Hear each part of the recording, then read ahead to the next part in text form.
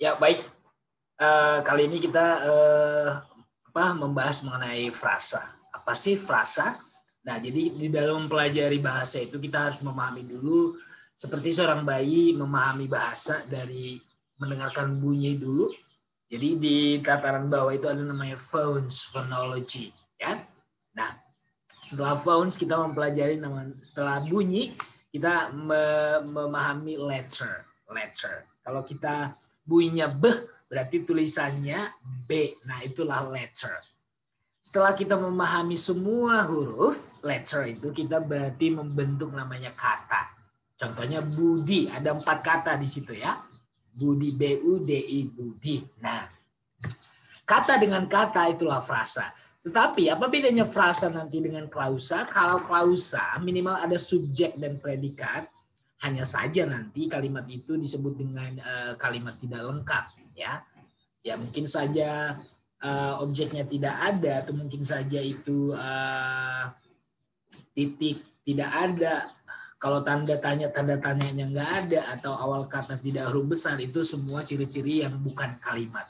Nah, klausa itu termasuk disebut juga dengan dependent clause dan independent clause. Independent clause itu yang disebut dengan kalimat sempurna. Kalau dependent clause artinya kalimat itu sebenarnya kalimat, tapi kalimatnya bergantung ke kalimat utamanya.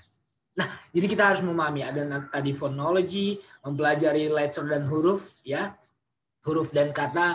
Ada namanya morphology, ya, huruf, kata. Nah, dari morphology kita syntax itu adalah susunan kata di dalam kalimat, ya. Nah, itulah sintaks, itulah kita mengenal namanya tadi frasa, klausa, kalimat majemuk, kalimat bertingkat dan segala macamnya. Nah, di atas itu nanti ada semantics, mempelajari arti dalam kalimat. Nah, secara khusus kita mempelajari dulu frasa. Ya, frasa adalah salah satu materi pelajaran yang sering kita temukan di SMA dan di perkuliahan, ya. Oke, saya akan share screen dulu. Ya, kinds of phrase, jenis-jenis frasa. Jadi saya sudah menyebutkan tadi frasa adalah kumpulan kata, artinya 2 kata atau lebih dari 2 kata, tetapi dia tidak punya kata kerja di situ, artinya aktivitas yang melakukan sesuatu, ya. Oke, meskipun nanti ada verb phrase, kata frasa, kata kerja, tetapi di situ tidak ada subjeknya.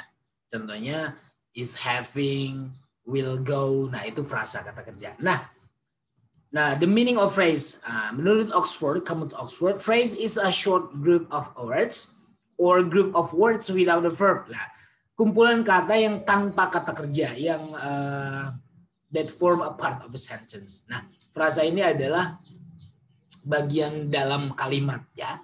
Jadi frasa itu pasti ada di dalam kalimat lengkap. Oke. Nah, ada 7 jenis utama atau jenis frasa, ya. Ada noun phrase, preposition phrase, verb phrase, infinitive phrase, gerund phrase, participle phrase, appositive phrase. Noun phrase artinya frasa yang berfungsi sebagai kata benda. Preposition phrase, frasa yang diawali dengan kata depan atau preposisi. Frasa kata kerja artinya frasa yang diawali oleh kata kerja. Boleh diawali auxiliary dengan kata kerja, boleh diawali to be dengan kata kerja, boleh kata kerjanya langsung. Infinitive phrase, pasti di sini ciri-cirinya nanti namanya juga infinitive, ada to di situ, to infinitive. To ditambah kata kerja bentuk pertama, itu ciri-cirinya. Gerund phrase artinya, gerund itu kita sudah pelajari bentuk kata kerja yang ditambah ing. Jadi nanti diawali dengan ing. Singing a song, going to school, seperti itu, ya. Participle phrase itu adalah frasa yang namanya juga participle, ya. Bisa past participle bentuk ketiga kata kerja, boleh present participle bentuk ing dari kata kerja, ya. Oke, a positive phrase itu ya frasa yang sebenarnya ini adalah bagian dari noun phrase. Bedanya nanti a positive phrase itu adalah untuk menerangkan atau kata lain dari si subjek. Contohnya Maria, gadis yang berbaju merah itu, nah gadis yang berbaju merah itu disebut dengan positive phrase, menerangkan si Marianya. Gitu ya. Oke. Bukuku yang ada di atas meja itu, nah jadi itulah yang disebut dengan positive phrase. Ya. Oke, lanjut ke noun phrase. Lihat. Frasa. Sebuah frasa yang berfungsi sebagai noun phrase, berfungsi sebagai sebuah noun, ya. Jadi frasa noun ya artinya ya frasa yang memang posisinya sebagai kata benda, ya. It contains, ya, frasa kata benda ini mengandung benda di dalamnya, ya, atau kata-kata yang memang berhubungan dengan kata tersebut atau yang menerangkan kata tersebut, berarti kata sifatnya. A beautiful girl. Meskipun ada beautiful di situ, jadi a beautiful girl, 3 kata itu disebut dengan frasa kata kerja. Lihat ini contohnya. Di dalam kalimat ini ada frasa, ya. Makanya tadi dibilang frasa adalah bagian dari kalimat. They had a huge beautiful home. Dari sini kita sudah paham posisi frasa ini biasanya ada di objek dari sebuah kata kerja. Lihat. Mereka menyewa sebuah rumah besar yang indah. Lihat ini. And the itu adalah ciri-ciri pasti di depannya itu adalah kata benda. Karena itu adalah artikel a, and, dan the itu menunjuk pada benda. Jadi kata a, huge, beautiful home, 4 kata ini disebut dengan noun phrase. Ini kumpulan kata. 1, 2, 3, 4. Ya, karena memang a menunjuk pada home. Sebuah rumah. Rumah yang mana? Inilah yang menerangkan home. Nah, jadi kata sifat huge, beautiful di dalam frasa ini bukan lagi menjadi kata sifat tetapi menjadi bagian dari kata home. Contoh kedua, a decent black shirt. Ya, ini shirt, kemeja, ya, sebuah kemeja hitam yang baik, yang bagus, ya. Oke. Itu kata noun phrase. Kita lanjut ke prepositional phrase yang kedua. Frasa yang diikuti oleh preposisi, ya. Lihat ini, frasa mengandung preposisi dan objek dari preposisi tersebut. Jadi setelah preposisi itu pasti ada kata benda atau posisi. Posisi tersebut bisa berbentuk noun atau pronoun, ya. Disebut dengan prepositional phrase. Lihat ini. My cat is sleeping on the carpet. On the carpet itu adalah preposisi, frasa preposisi. Dari mana taunya sir? Dari kata on. Jadi on diikuti oleh posisi tempatnya on the carpet. Jadi on the carpet inilah disebut dengan frasa preposisi. Contoh kedua, he always speaks in a loud voice. Dia selalu berbicara dengan suara yang besar, ya. Lihat, ya. Voice inilah bendanya, tetapi ini diawali dengan in, posisi. Makanya preposition, ya, kata depan. Oke, lihat kata depan memang merujuk kepada posisi atau tempat, ya, di atas, di bawah, di tengah, in, on, above, ya, within. Oke, kita lanjut. Yang ketiga adalah setelah prepositional phrase, yang ketiga adalah verb phrase. Saya bilang tadi, meskipun frasa itu kumpulan kata, cuma yang saya bilang tadi tidak ada kata kerja di situ, kata kerja yang melakukan aktivitas terhadap sebuah objek. Tetapi di sini ada namanya verb phrase, artinya hanya kata kerja itu saja tanpa ada subjek dan objek. Lihat di dalam kalimat ini ada frasa kata kerja. Lihat, she is writing a letter. Karena ini present continuous, jadi to be is dengan verb ing termasuk verb phrase. Budi has been painting this wall for 2 hours. Ya, Budi telah sedang mengecat. Jadi dari auxiliary has to be been dengan verb ing disebut dengan verb phrase. Ya. Oke, kita lanjut ke infinitive phrase. Ya. Infinitive phrase ini disebut dengan frasa infinitive. Lihat, ada to drive, to entertain. Nah, jadi dari kata to ini, mulai dari kata to sampai benda yang di belakang ini disebut dengan infinitive phrase. Infinitive phrase, saya ulangi, diawali dengan kata to ditambah kata kerja. Dan juga nanti sampai objek dari kata kerja tersebut. Ya, mereka menikmati mengendarai sebuah mobil. Ya, badut itu menari untuk menghibur anak-anak tersebut. Ya, dari to drive a car, to entertain the children, dua frasa ini disebut dengan infinitive phrase. Kita lanjut ke bagian kelima, gerund phrase. Saya ingatkan gerund adalah verb ing. Jadi, I enjoy listening to the music. He's already writing a letter. Jadi, kata listening to the music, writing a letter disebut dengan gerund phrase. Lihat, listening to the music adalah objek dari kata kerja enjoy. Writing a letter, objek dari kata started. Jadi ini disebut dengan gerund phrase. Kalau ditanya ini masuknya posisinya SPOK-nya ini objek. Ya, noun. Makanya saya bilang gerund itu adalah noun.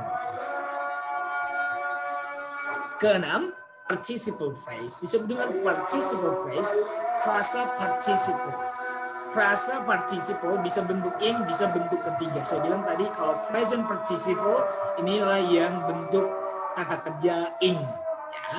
Kalau past participle bentuk kata kerja bentuk ketiga. Tetapi posisinya di sini sebenarnya adalah sebagai keterangan dari sebuah benda. Lihat ini. The students sambil siswa-siswa sambil mengangkat tangan mereka extra ya, membutuhkan halaman tambahan atau extra page artinya halaman tambahan ya. The chair, kursi itu, kursi yang terbuat dari plastik tersebut terlihat cantik. Lihat. Jadi raising their hands ini adalah sebenarnya ini adalah klausa ya, klausa ya. Bukan klausa tapi klausa kata sifat ya, menjelaskan the students. Made of plastic ini menjelaskan si benda the chair. Tapi kamu lihat ini ya, raising ini disebut dengan present participle.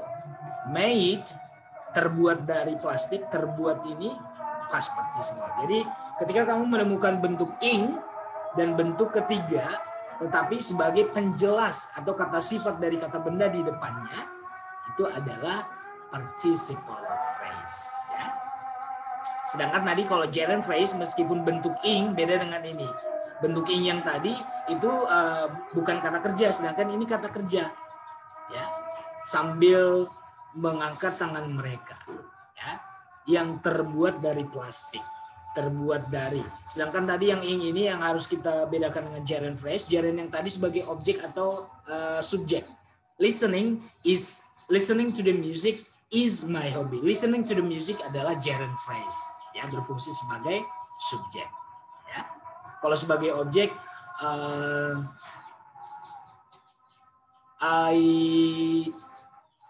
sebagai objek